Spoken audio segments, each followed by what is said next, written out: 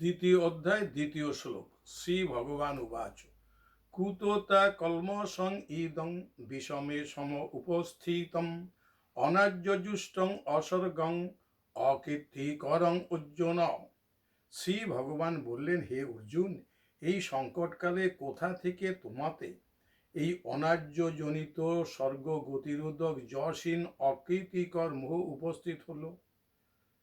অর্থাৎ অর্জুনকে ভগবান বলছেন যে তোমার মধ্যে এই অনার্যজনিত গতিরোধক, যাতে স্বর্গলাভ হবে না এমন যশীন অকীর্তিকর তোমার মোহ কেন উপস্থিত হলো।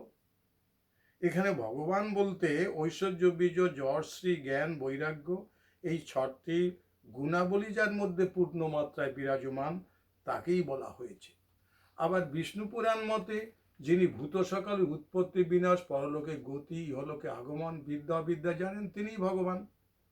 শ্রীরামকৃষ্ণ বলতেন বেদের সচিদানন্দ ব্রহ্মকে, পুরাণের সচিদানন্দ বিষ্ণুকে, কৃষ্ণকে, আর তন্ত্রে সচিদানন্দ শিবকে ভগবান বলে।